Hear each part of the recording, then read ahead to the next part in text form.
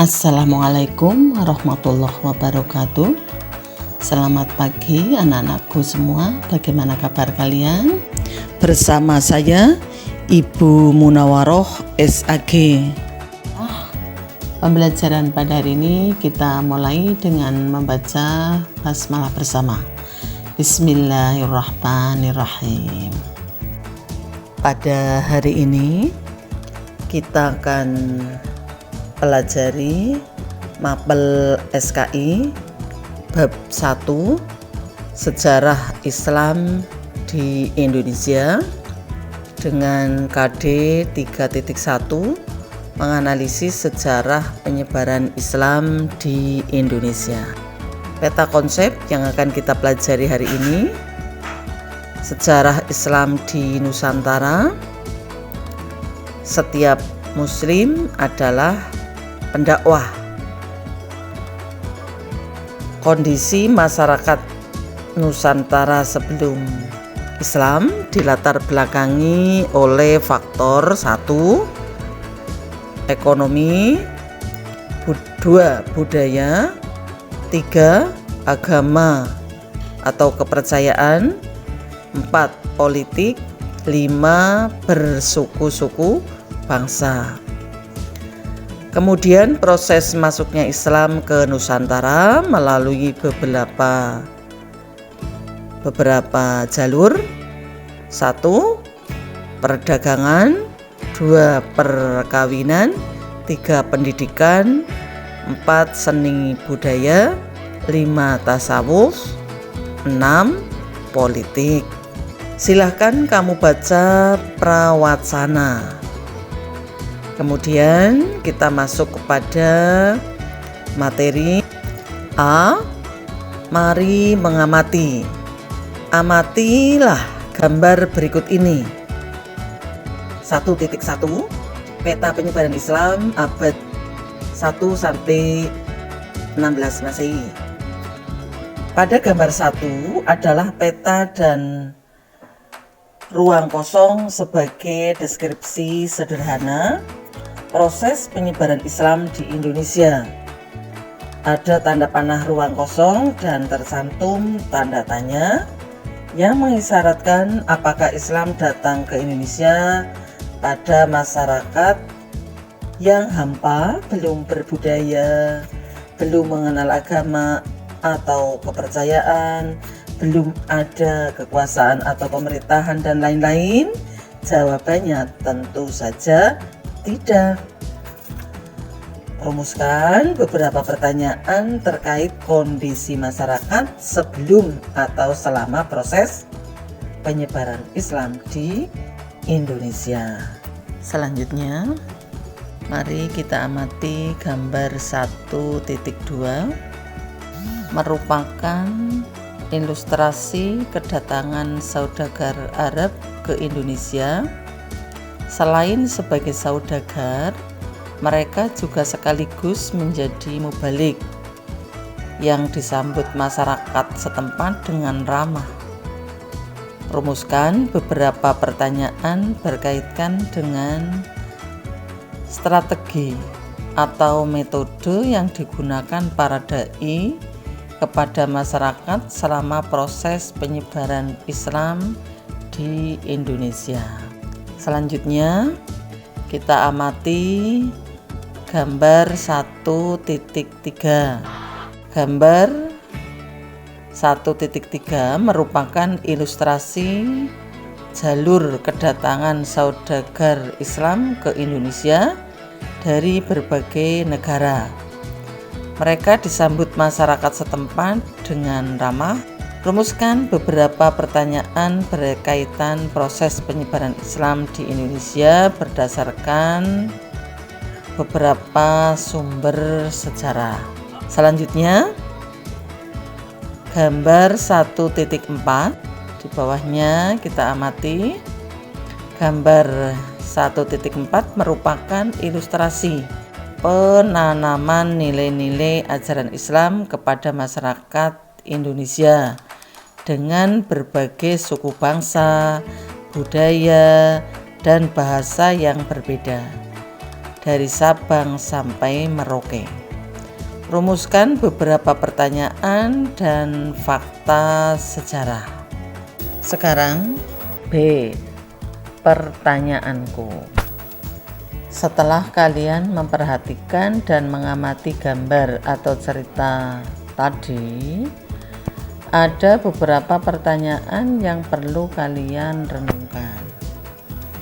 Buatlah sejumlah pertanyaan dalam daftar berikut dengan menggunakan kata tanya apa, siapa, mengapa, di mana, kapan, dan bagaimana. Nah, selanjutnya di bawah ini ada tabel. Sudah ada contoh pertanyaan, mengapa jalur perdagangan menjadi ramai di Nusantara? Dilanjutkan pertanyaan yang kedua, ketiga, kalian boleh menambah di bawahnya. Kemudian kamu mencari kemungkinan jawabannya di wawasanku. Selanjutnya kita pelajari bersama-sama yang C, wawasanku. Untuk membuka dan memperluas cakrawala kalian tentang masuknya Islam ke Indonesia, ayo baca materi berikut.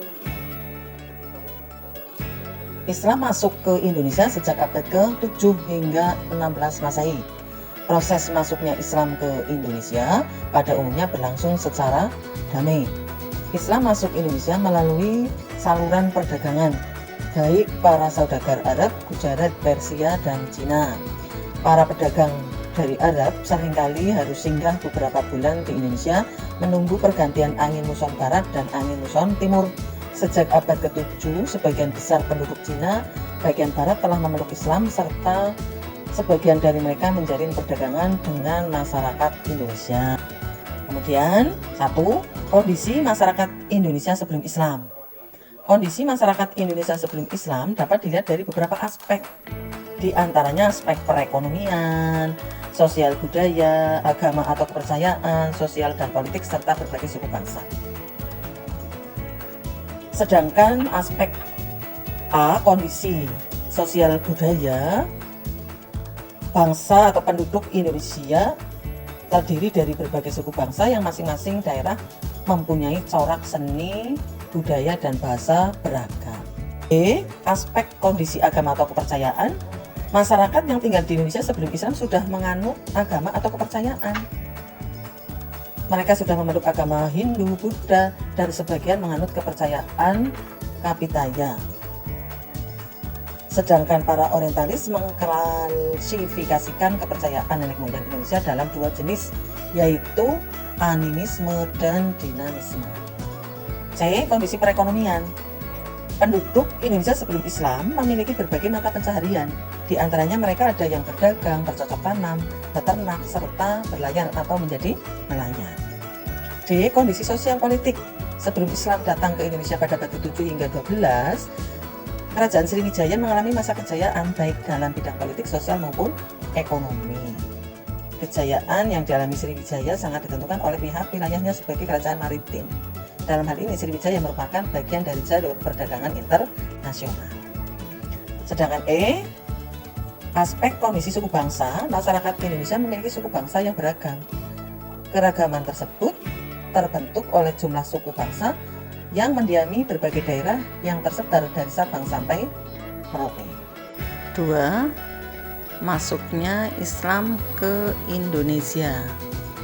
Secara umum, agama Islam masuk ke Indonesia melalui beberapa jalur utama, sebagaimana akan diuraikan berikut ini.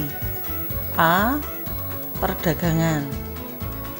Pada taraf permulaan, saluran Islamisasi adalah melalui perdagangan. Kesibukan lalu lintas perdagangan pada abad ke-7 hingga ke-16 Masehi membuat pedagang Muslim dari Arab, Persia, dan India turut ambil bagian dalam perdagangan dari negeri-negeri bagian barat, Tenggara, dan Timur Asia. Saluran penyebaran Islam dan perdagangan ini sangat menguntungkan karena para raja dan